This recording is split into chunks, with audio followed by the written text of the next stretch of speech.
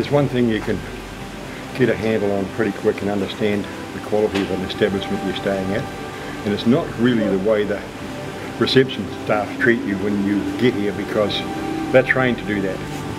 They're trained to smile and be nice and tell you everything you need to know.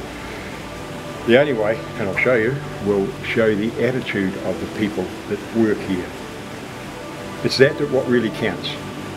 If they're happy and they're proud, then you know that it's a good place to work and it's likely to be a good place to stay.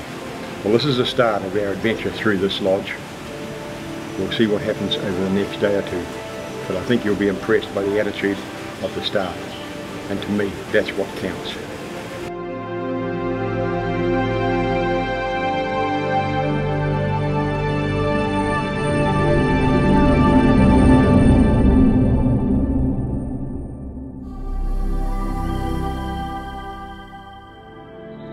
If there is any way they could make the breakfast service better, I as a chef do not know it.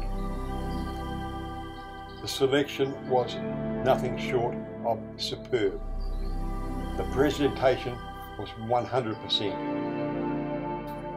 Unlike a lot of restaurants that are producing food on a large scale, what was on offer had all the hallmarks of having been made and presented by qualified chefs. The food simply tasted as good as it looked.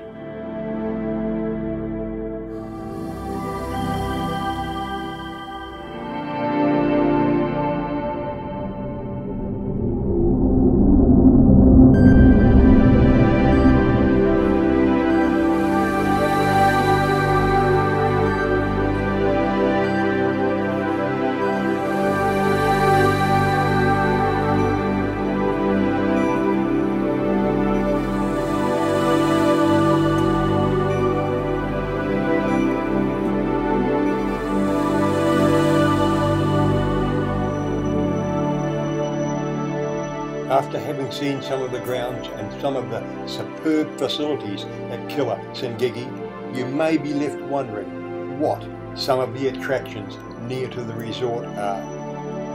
Let us take you on safari and see what is on the island that makes it the tropical paradise that it is.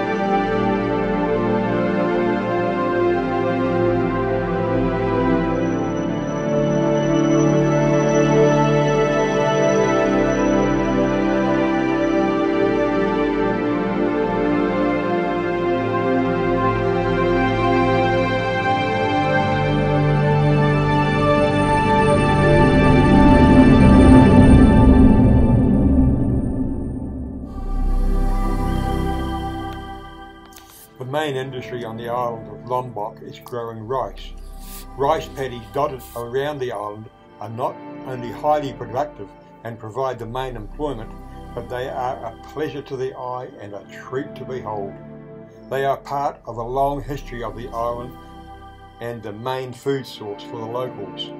The jungle covers a large part of the island, right up the slopes of the mountains until the altitude and volcanic conditions prevent its growth. Monkeys can be seen from many of the roads, and none more so than the monkey forest on the road to Bangsal. From this road there are views out to the Gili Islands that are simply breathtaking.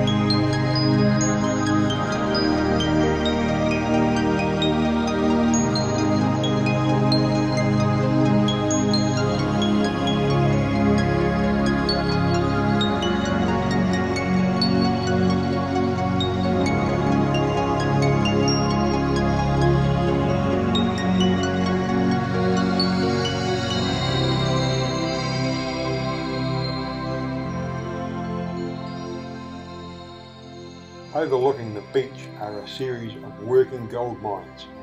Many of the mines in Indonesia are owned by multinational companies. Here, these are owned and operated by locals. That means much of the money stays local. The mines vary in size from where heavy machinery is used down to the home industry types where old technology, in this case a stamping battery, is used to crush the gold-bearing ore. Once crushed, the gold is separated by the tried and true method of panning. From the Ashtari restaurant, perched high on the hills above Kuta, we get the first views of Kuta beach.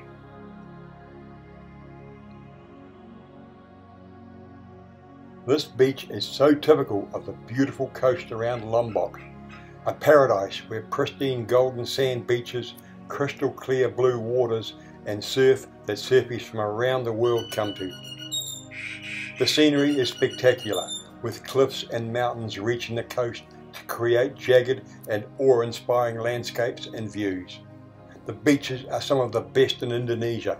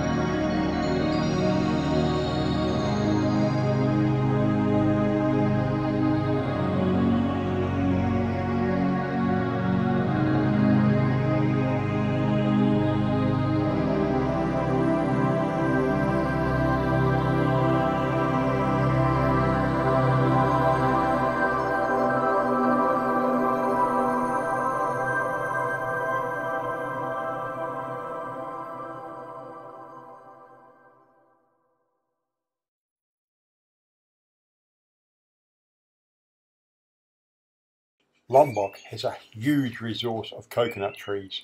They grow wild and they are grown commercially.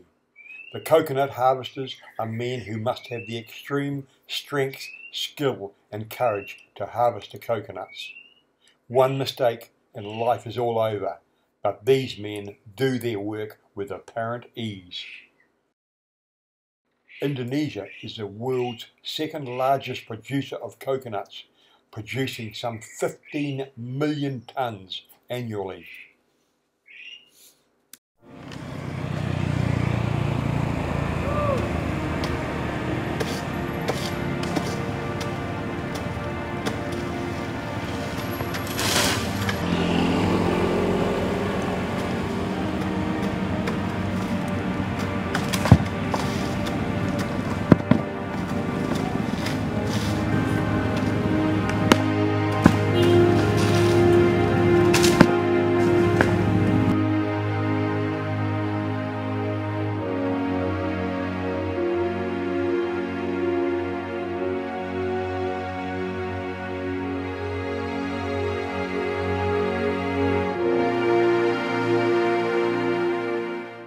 To finish this documentary, we will show you the crops that this beautiful tropical island produces. Next time, we will show you the inner beauty of Lombok. the people and their culture. Something even more touching than the wonderful scenery.